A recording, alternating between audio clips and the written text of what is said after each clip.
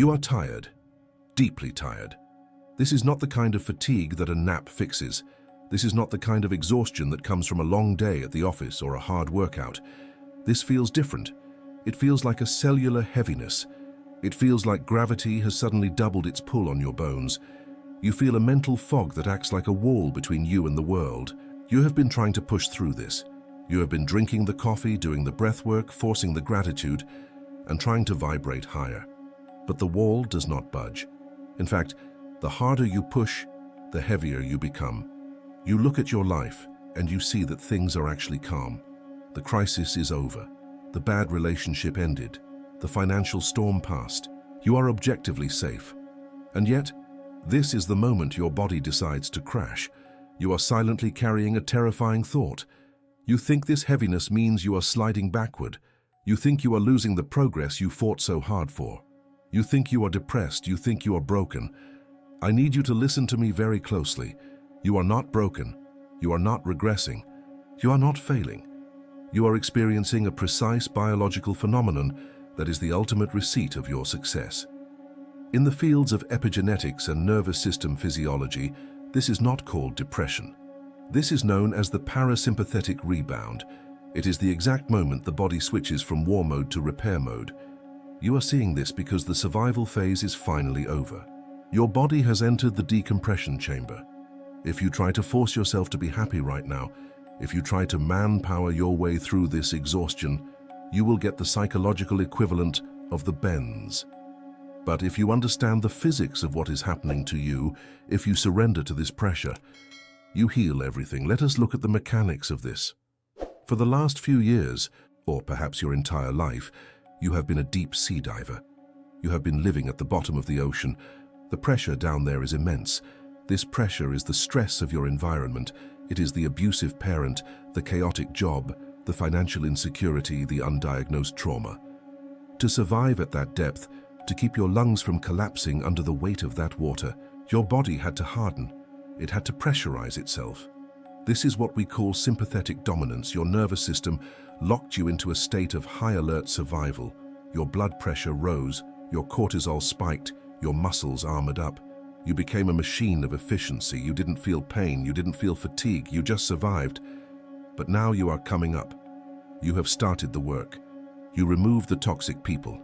You stabilized your environment. You are swimming toward the surface, and this is where the paradox hits you. As a diver ascends, the pressure around them drops rapidly. The gas bubbles in their bloodstream expand. If they shoot to the surface too fast, they get decompression sickness, they vomit, they collapse. Their joints ache. They feel like they are dying. Why does the diver feel sick? Is it because the surface is dangerous? No. The surface is where the air is. The surface is safety. They feel sick because the transition from high pressure to low pressure is violent. The sickness is not a sign of injury. It is a sign of acclimation. You are that diver, you are feeling the bends. The exhaustion you feel right now is the nitrogen leaving your blood. The sudden waves of grief, the unexplainable crying spells, the irritability that seems to come from nowhere. This is simply the gas expanding as you reach the surface. You are finally safe enough to fall apart. Consider the concept of allostatic load. In biology, allostasis is the process of maintaining stability through change. It is how your body adapts to stress. Every time you endured a crisis, every time you suppressed an emotion to get through a meeting, every time you swallowed your truth to keep the peace, you added weight to your backpack. This is your allostatic load. It is the biological tax of survival. Here is the cruel trick of physiology. While you are running from the bear, you do not feel the backpack. You cannot afford to feel it. Your adrenaline acts as an anesthetic. It numbs you to the weight so that you can keep running. You could carry 100 pounds of rocks on your back for 10 years and never notice it, as long as the tiger is chasing you. But the moment the tiger stops, the moment you reach the clearing, the moment you are safe, the adrenaline wears off. The anesthetic clears, and suddenly you fall to your knees. Not because the backpack just got heavier, but because you are finally standing still enough to feel how heavy it has always been. This is why you crash on the first day of your vacation. This is why you get sick the moment you finish the big project. This is why you feel the most depressed right after you leave the toxic relationship. You are finally paying the bill. You have been waiting for a sign that the work is working. You have been looking for the feeling of lightness, of joy, of endless energy. You thought healing would feel like a warm sunrise, but real, deep, cellular healing feels like the flu. The exhaustion is the sign. You are seeing this because you are finally ready to heal everything. I know how scary this feels. I know the panic that rises in your chest when you wake up after 10 hours of sleep and still feel like you have been hit by a truck.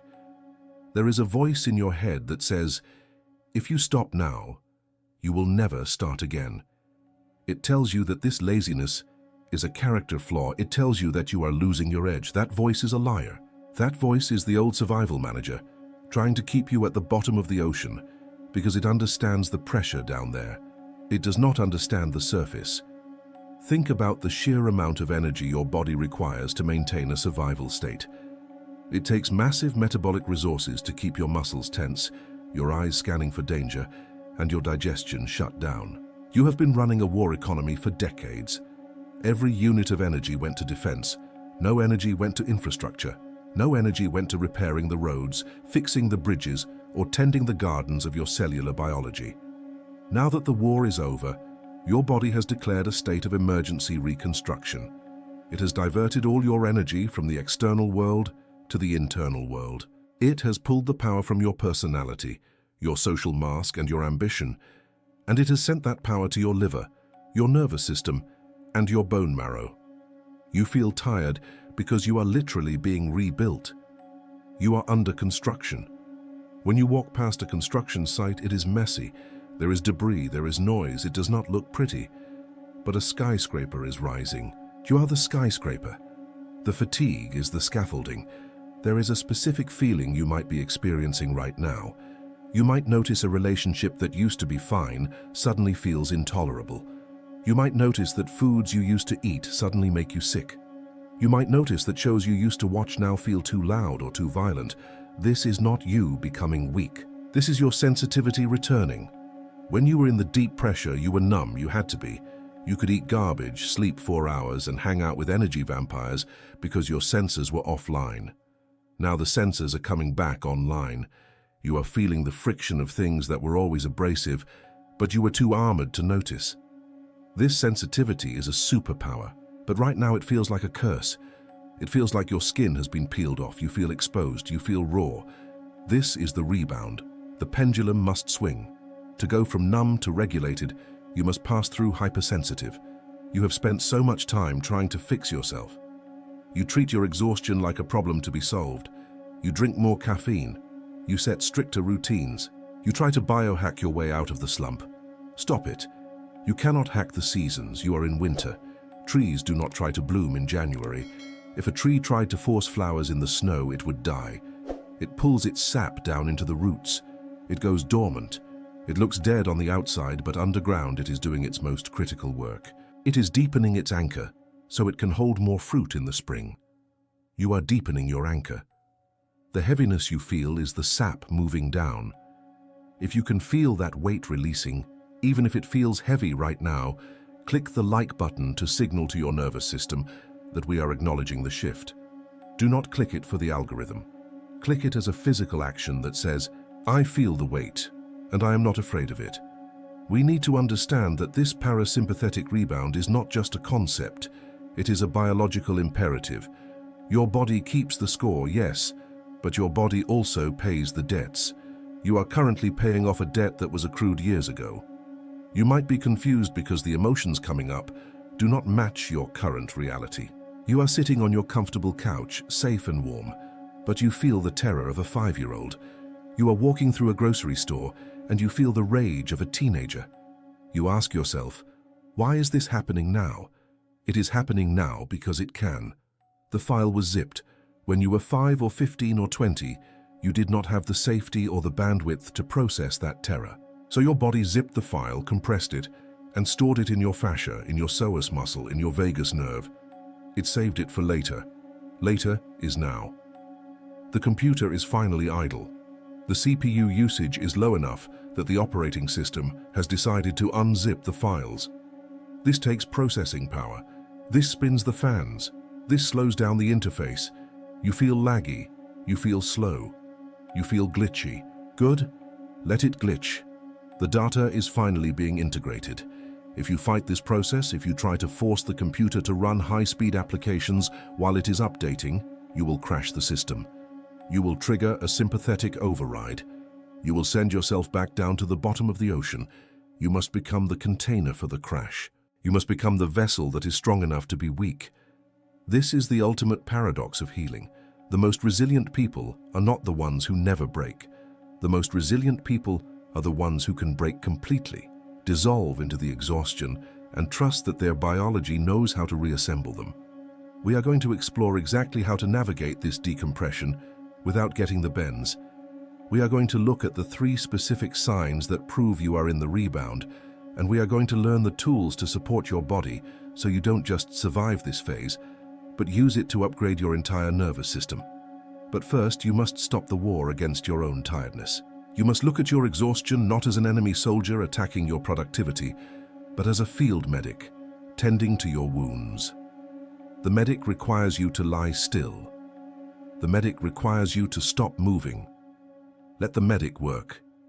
You are safe. The bear is gone. The pressure is dropping. You can breathe. Let the weight settle. We are surfacing. We need to strip the mysticism away from your exhaustion. If you treat this heaviness as a spiritual failure, you will try to meditate it away. That will not work. You cannot meditate away a biological event any more than you can meditate away a broken leg. We need to look at the mechanics. This is not philosophy. This is physiology. To understand why you are crashing now, precisely when things are supposed to be getting better, we have to look at the behavior of prey animals. Let's look at the gazelle.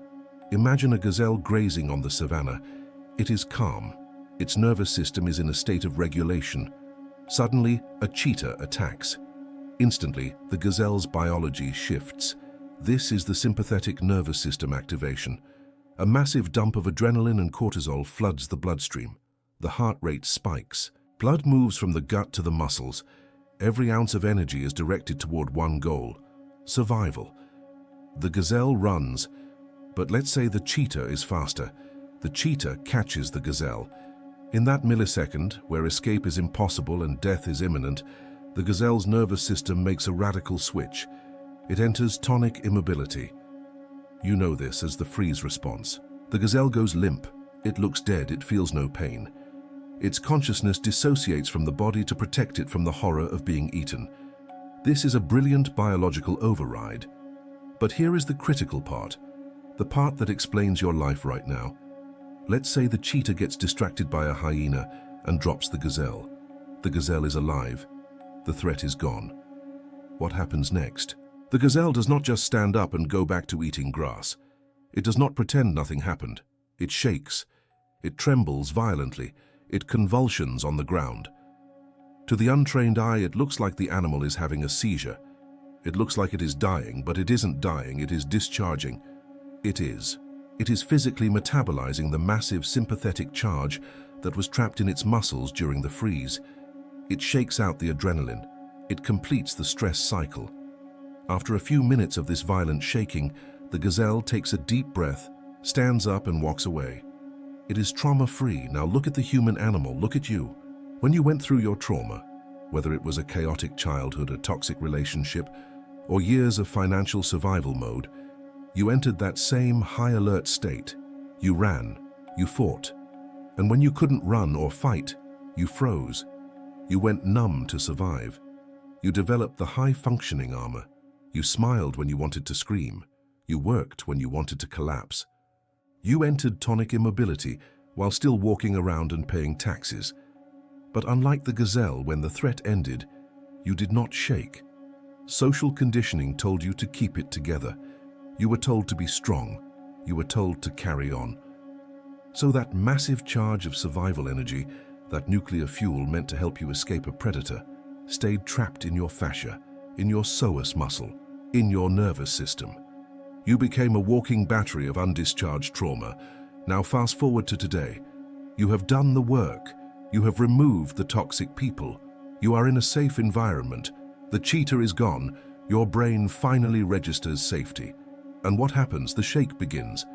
This exhaustion you are feeling, the sudden anxiety, the waves of heat or cold, the unexplainable crying, that is the human equivalent of the gazelle trembling on the ground.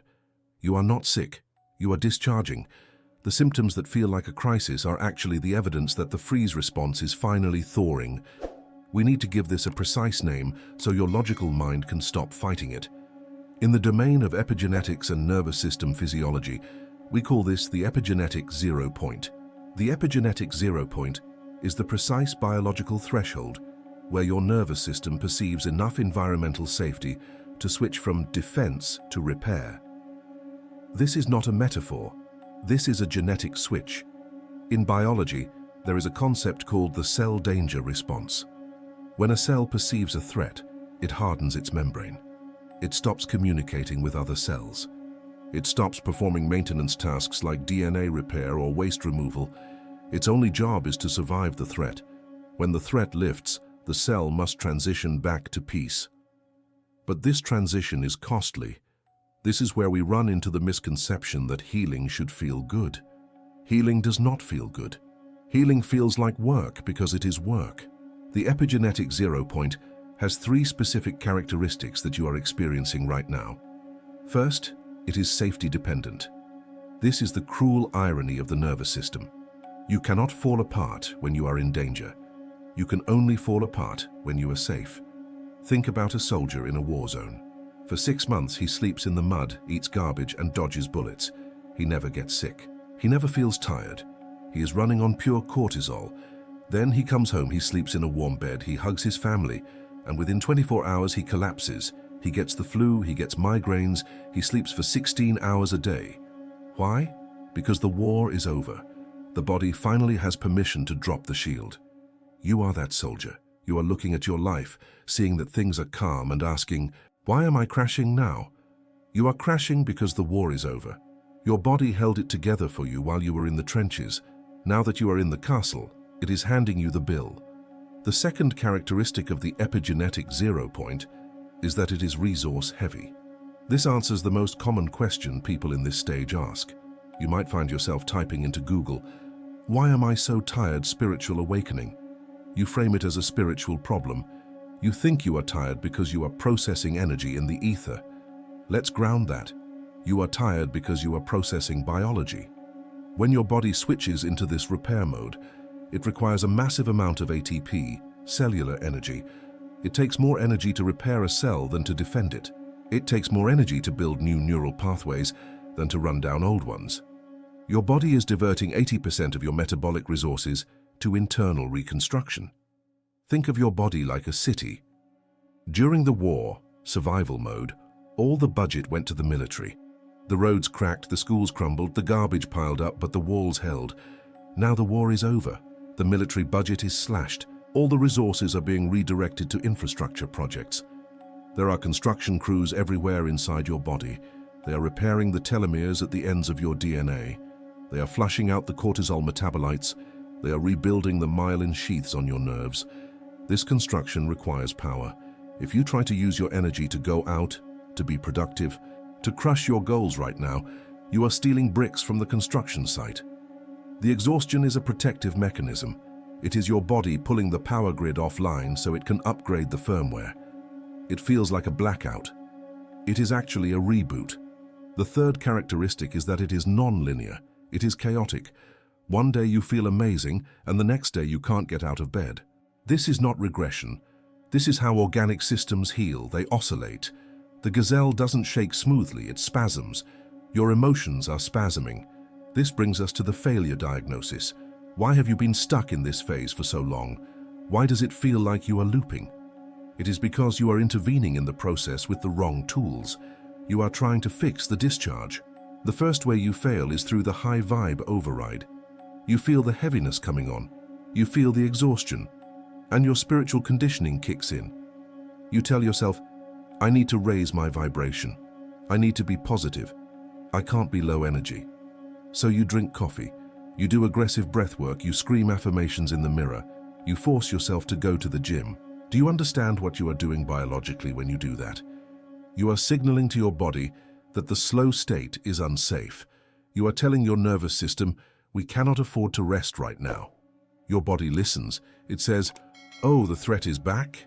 Okay, halt the repairs, re-engage the armor, pump the cortisol. You successfully snap yourself out of the exhaustion, but you also snap yourself out of the healing. You push yourself back into sympathetic dominance.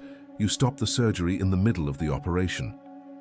By refusing to be low vibe, you are trapping yourself in the high-frequency static of survival mode. You are keeping the war going because you are afraid of the peace. The second failure mode is trauma mining. This is for the intellectualizers, the analyzers. When the wave of sadness or heaviness hits, your brain panics. It thinks, I am feeling bad, therefore something must be wrong. You start digging. You scan your childhood. You analyze your relationship. You look for the root cause. You think, I must not have processed that thing with my mother yet, or I must still have a blockage. You are digging for a bullet that has already been removed. The pain you are feeling is not the wound occurring, it is the wound closing. When you go digging for the reason behind the exhaustion, you are ripping the stitches out to see if the cut is still there. The reason is that you are safe. The reason is that you are human. There is no new trauma. This is old residue leaving the system. If you attach a story to it, if you tell yourself I am sad because I am broken, you reconsolidate that memory. You re-traumatize yourself with your own analysis. We need to shift your primary metaphor. For years, you have been living like a deep-sea diver at the bottom of the ocean. The pressure down there is immense. To survive at that depth, your body had to become rigid. It had to pressurize. This is survival mode. Now you are coming up. You are heading toward the surface. You are heading toward the light. But as any diver knows, you cannot just shoot to the surface. If you do, you get the bends. The nitrogen bubbles in your blood expand too fast. It is agonizing. It can kill you. To surface safely, you have to spend time in the decompression chamber. That is where you are right now. This video, this heaviness, this exhaustion, this is the decompression chamber. In the chamber, you do not exercise. You do not try to be productive. You sit. You wait. You let the pressure normalize. It feels uncomfortable. Your joints ache. Your head spins. But you are not sick. You are acclimatizing to a new level of freedom. If you try to rush out of the chamber because you feel lazy, you will get sick. If you try to swim back down to the bottom because the pressure feels familiar, you will die there. You must understand the difference between the pain of injury and the pain of recovery. Think of a major surgery. While you are on the table, being cut open, you feel nothing. You are under anesthesia. That is your life in survival mode. The trauma was happening, but the adrenaline numbed you. You didn't feel the full extent of the damage because you couldn't afford to. Now, you are in the recovery room. The anesthesia is wearing off, the sensation is returning, and suddenly everything hurts. The incision burns. The muscles ache. Does this pain mean the surgery failed? No. The pain means the anesthesia has worn off. The pain means you are alive enough to feel. You are not getting worse. You are waking up. The numbness of survival is gone. The raw sensitivity of life is returning. This is not a symptom of your fragility. It is the proof of your safety. You are finally safe enough to hurt. You are finally safe enough to be tired. So when the wave comes, when the gravity increases, do not fight it. Do not analyze it. Do not try to vibrate above it. Be the gazelle. Let the shake happen. Let the system reboot. The construction crew is at work. Do not cross the caution tape. Let them build the new you. Here is the central paradox of your entire existence right now. You believe you feel unsafe because you are falling apart. But the biological truth is the exact opposite. You are falling apart because you are finally safe. We have been sold a cinematic lie about safety. We think safety looks like a warm blanket, a cup of cocoa, and a deep sense of peace. That is not what safety feels like to a nervous system that has been at war for decades. To a combat veteran, and if you are watching this, your nervous system is a combat veteran, safety does not feel like peace. Safety feels like the collapse. Think about a soldier in the trenches. While the shelling is happening, he is alert. His posture is rigid. His cortisol is high. He does not feel his hunger. He does not feel his fatigue. He certainly does not feel his grief. He is a machine built for survival. But what happens the moment he gets back to base? What happens when the commander says, "Stand down"? He doesn't celebrate. He collapses. He shakes. He vomits. He sleeps for 3 days straight. Why? Because the stand down order is the permission slip for the body to finally process the backlog of terror it had to ignore to keep him alive. You are not experiencing a mental health crisis. You are experiencing the stand down. And because you don't understand the mechanics of this, you are trying to stand back up. You are drinking coffee, forcing affirmations, and trying to fix your low energy. You are trying to march when your biology is screaming at you to weep. This brings us to the most critical mechanism you need to understand today, the zipped file protocol. During your years of survival mode, whether that was a chaotic childhood, a toxic marriage, or a high-pressure career, your brain did not have the processing power to deal with every emotion as it happened. You didn't have the bandwidth to feel the full extent of the betrayal or the fear or the loneliness. If you had felt it all then, you wouldn't have been able to function. So your brain did what any efficient operating system does. It compressed the data. It took those massive terabyte-sized emotions, zipped them into tiny, dense files, and stored them deep in the subfolders of your somatic tissue. This is a brilliant survival strategy. It keeps the desktop clean so you can keep working. But here is the catch: you cannot delete those files. You can only store them. Now look at your life today. You have removed the threat. You left the partner. You quit the job. You did the work. You created an environment of safety. Your operating system scans the environment and registers resources available, threat level 0. And automatically, without asking for your permission, it begins to unzip the files. Have you ever tried to unzip a massive file on an older computer? What happens? The screen freezes, the mouse lags, the fan spins up. You can't open any other applications. You can't do work as the entire system slows to a crawl. This is your brain fog. This is your lethargy. This is why you can stare at an email for 40 minutes and not understand what it says. You are not stupid. You are not regressing. You are unzipping. Your metabolic energy is currently being monopolized by the expansion of old data. This is the cascading implication of the epigenetic 0 point. It completely recontextualizes your lack of productivity. You look at your to-do list and you see unchecked boxes. You tell yourself, "I am wasting my life, I am being lazy." Let's correct the lexicon immediately. You are not lazy. Laziness is a refusal to work. You are working harder right now than you ever have in your life.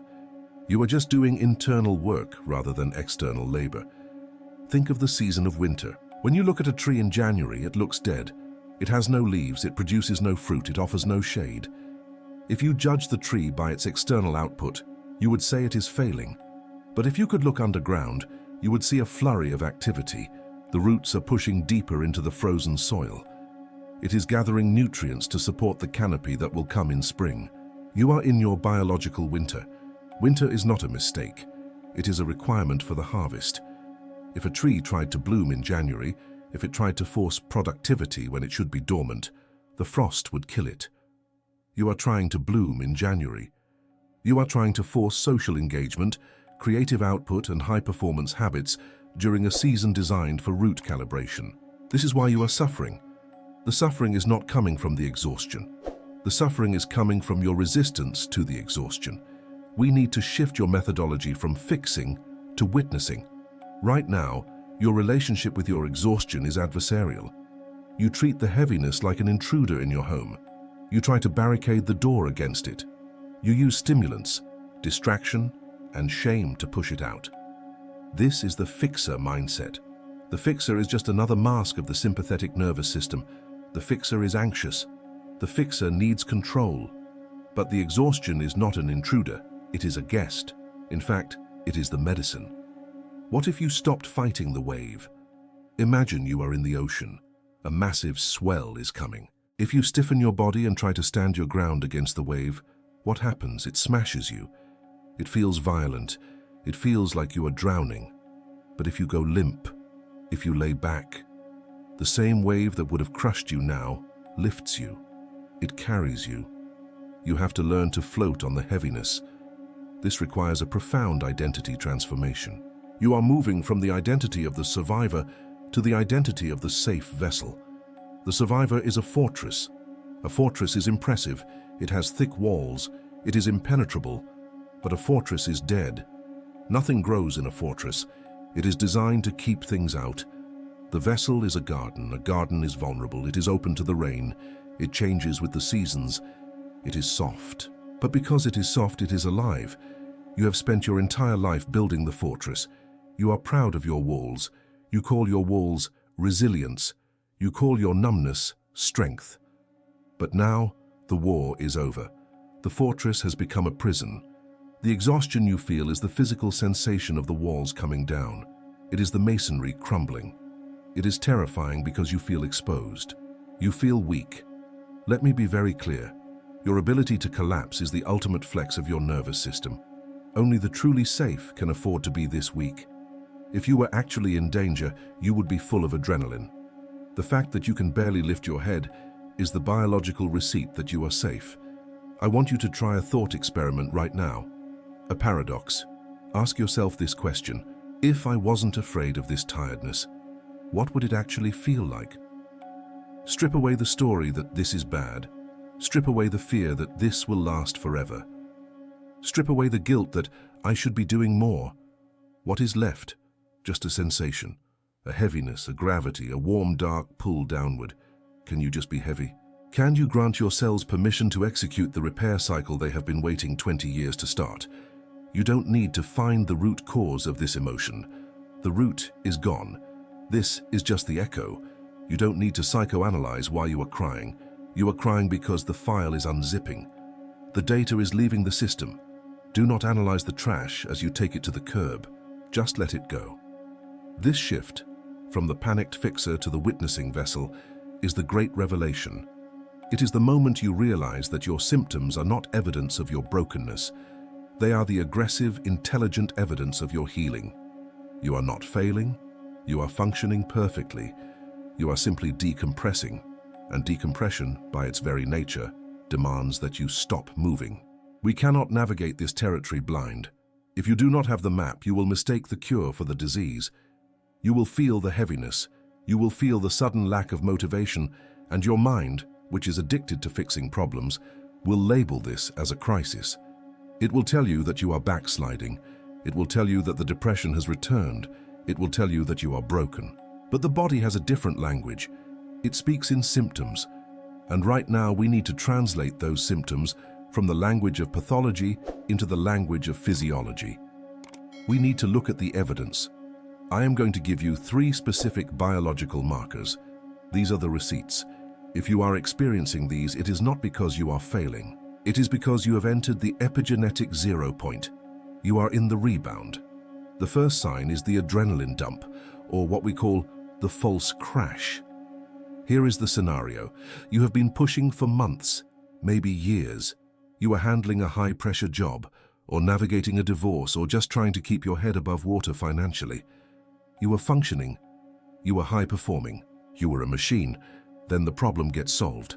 The project ends, you sign the papers, you finally get a week off, you finally feel safe, and precisely 24 hours after the threat disappears, you cannot get out of bed. You feel like you have been hit by a truck. Your limbs feel like lead. You might even develop flu-like symptoms, a sore throat, or a migraine. The mind panics. It says, I finally have free time, why am I ruining it?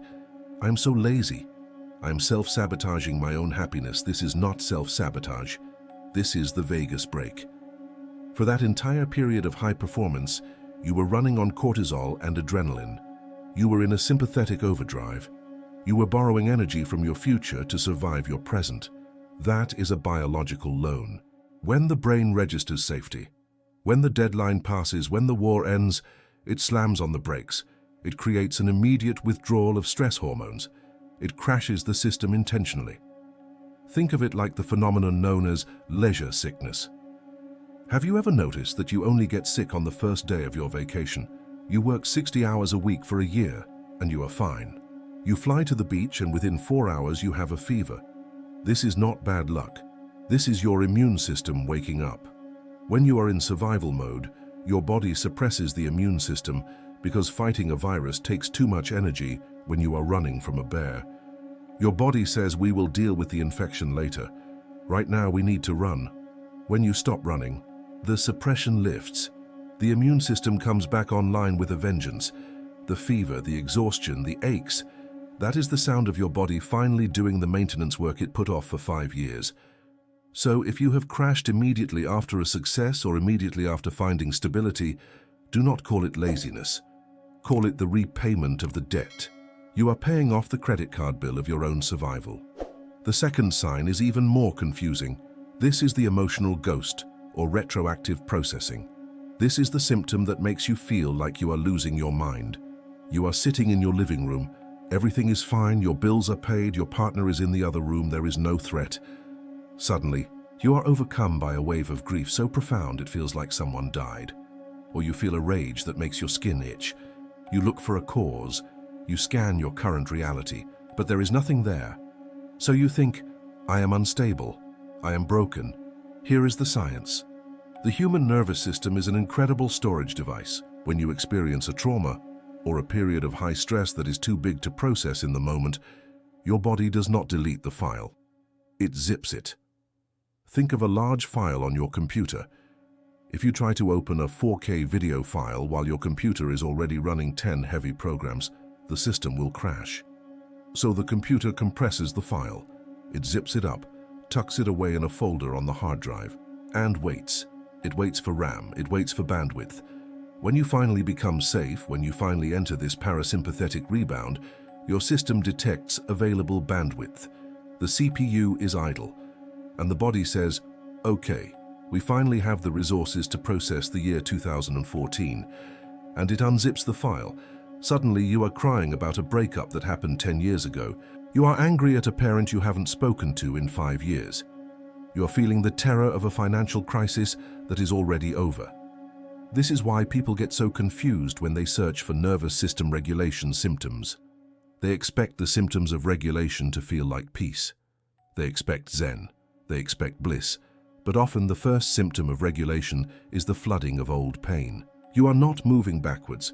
You are not regressing. You are metabolizing.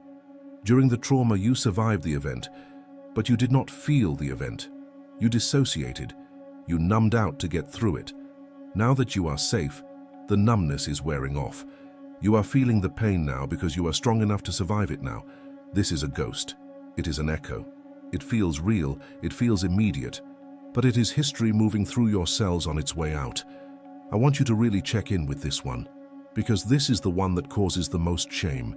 You think you should be over it by now. If you have had a memory from years ago pop up recently for no logical reason, or if you have been crying over something that is technically already resolved, I want you to go to the comments right now and type the words zipped file. Type zipped file. Do this to validate to your own psyche that this is not a new crisis. This is old data. Let's see how many of us are unzipping right now. Let's see the magnitude of the release. The third sign is social anhedonia, or the cocoon phase. This is the one that threatens your relationships. You have always been the helper, the listener, the one who shows up. You pride yourself on being a good friend. But suddenly, the idea of having coffee with a friend feels like running a marathon. You look at your phone ringing and you feel a physical repulsion. You don't want to talk. You don't want to explain yourself. You want to stare at a blank wall for 3 hours. You think, am I becoming depressed? Am I becoming antisocial? Do I hate people now? No. You are bankrupting your energy budget to fund a renovation. We have to look at this through the lens of ATP, cellular energy. Every single thing you do costs ATP. Digestion costs energy. Thinking costs energy. Moving costs energy. But the most expensive thing a human being can do is social engagement.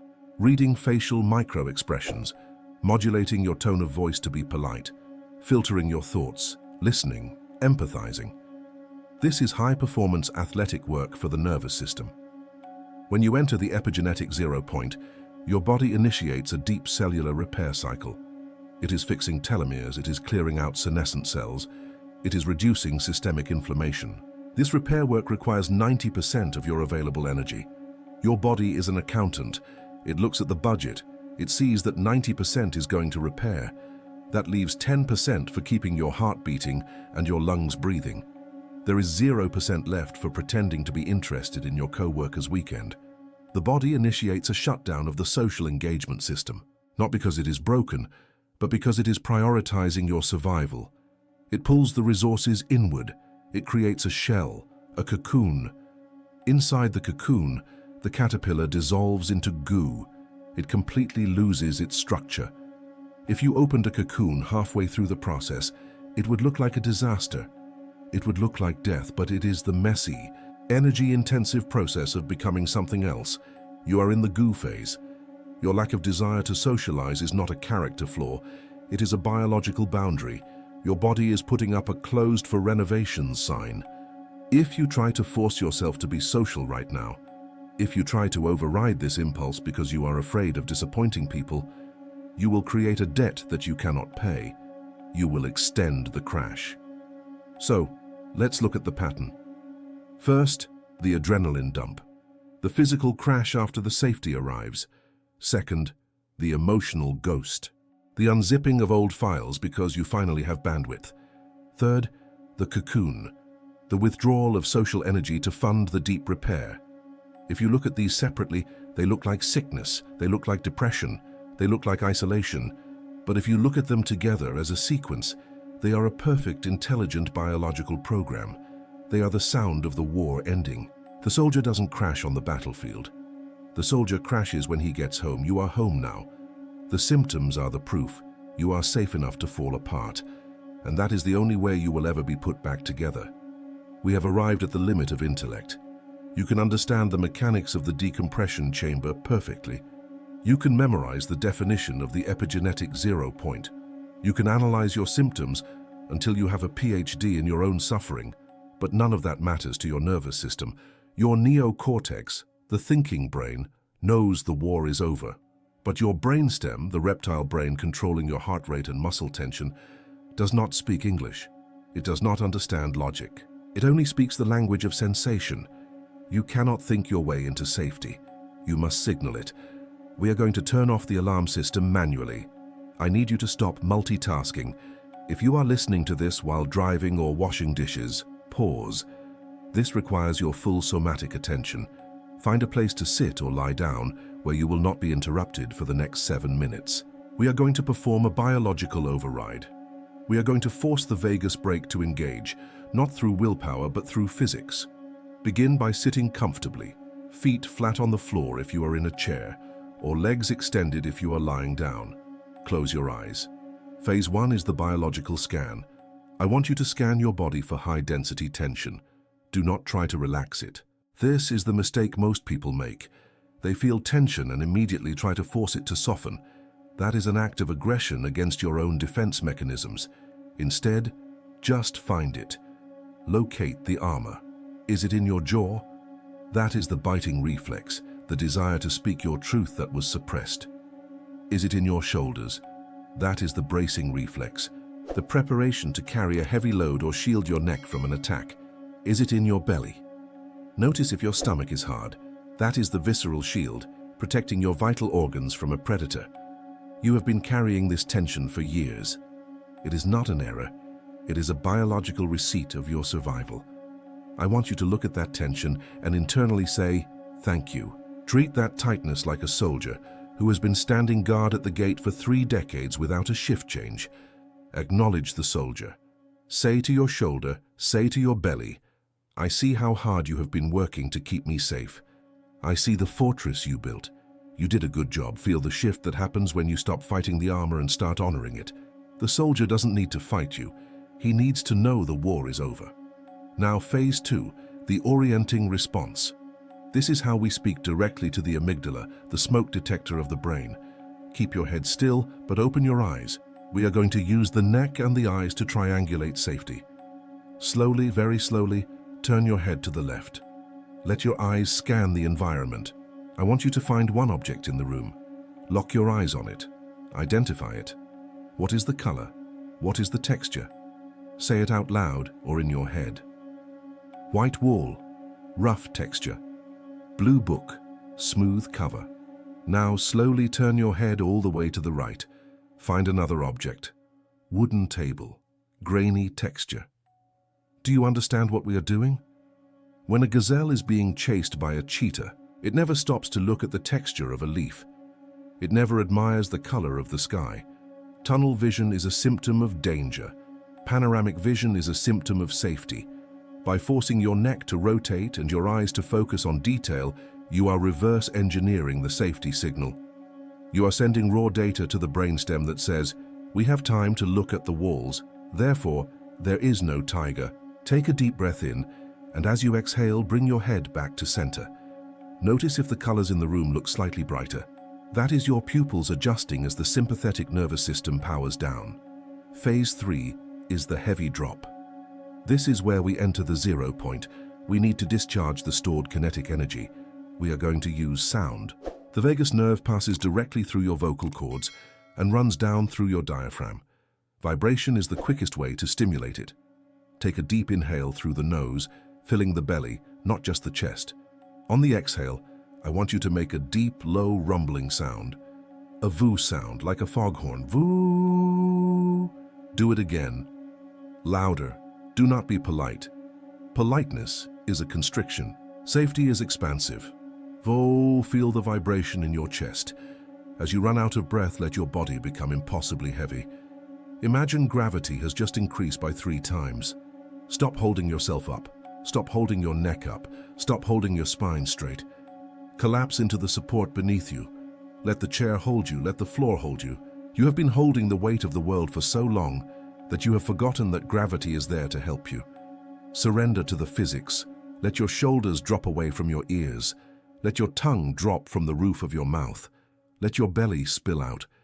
If you feel an emotion rising, a sudden wave of sadness, a tear, a tremor, let it happen. That is the gazelle shaking. That is the pressure valve opening. Do not analyze it. Do not ask, why am I sad? Just let the energy move. You are in the decompression chamber. The bubbles are leaving the blood. This is the work. Phase 4 is the safety anchor. Keep your eyes closed. Place one hand firmly on your heart and the other hand on your belly. Feel the heat of your palms entering your body. This is a closed-loop biofeedback circuit. Skin-to-skin contact releases oxytocin, the neurochemical antithesis of cortisol. You are now the pilot of the vessel. The vessel is tired, but the pilot is here. I want you to repeat this internal script. Do not just say the words, feel them land in the cells you just relaxed. I am safe enough to be tired. I am safe enough to stop fixing myself. The war is over. I am not broken, I am recovering. Feel your hand rise and fall with your breath. Notice the difference in the quality of the inhalation. At the beginning of this video, your breath was likely shallow, high in the chest, preparing for action. Now notice if it is deeper, slower. Notice if there is a pause at the bottom of the exhale. That pause is the epigenetic 0 point. That is the moment where the body switches from defense to repair. That quiet, empty space at the bottom of the breath is where you heal. Stay here for a moment. Memorize this sensation, this heavy, warm, almost gelatinous feeling in your limbs. This is not laziness, this is not depression. This is the feeling of a nervous system that has finally put down the gun. This is what safety feels like. It feels heavy because you are no longer running. When you are ready, gently wiggle your toes, rub your fingers together. Keep that sense of heaviness as you slowly open your eyes. Do not jump up. Do not rush to check your phone. Look around the room one more time. Does it look different? Is the static gone? You have just successfully manually switched tracks.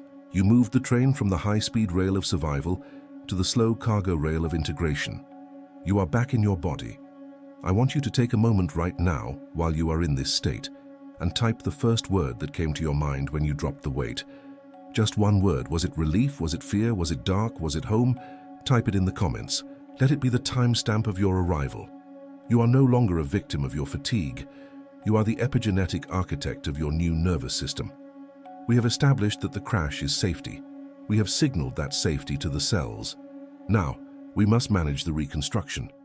You cannot build a skyscraper on a foundation that is still wet concrete. You need protocols. You need a strategy to navigate the real world while your internal world is rebooting. The danger of this phase is not the exhaustion itself. The danger is the allostatic overload.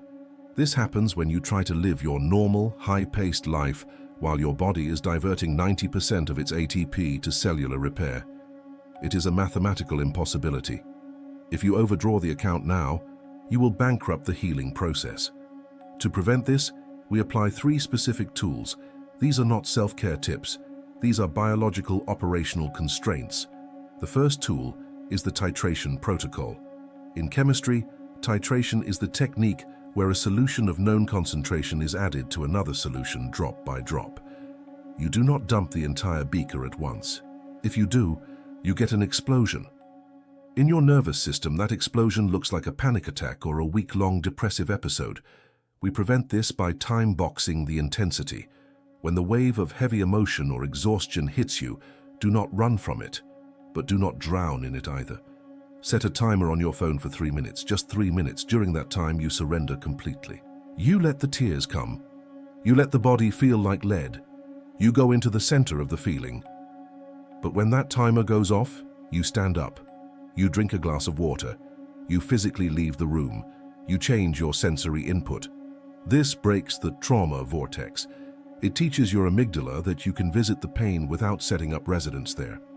You touch the sensation, then you step back into safety, drop by drop. This is how you process terabytes of trauma data without crashing the hard drive. The second tool is the biological no. Right now, your energy budget is 0. Actually, it is negative. You are operating on reserve power. Every time you say yes to a social obligation, a phone call you don't want to take, or scrolling through the news, you are paying a tax you cannot afford. You must implement allostatic budgeting. For the next 7 days, you're going to identify your optional leaks.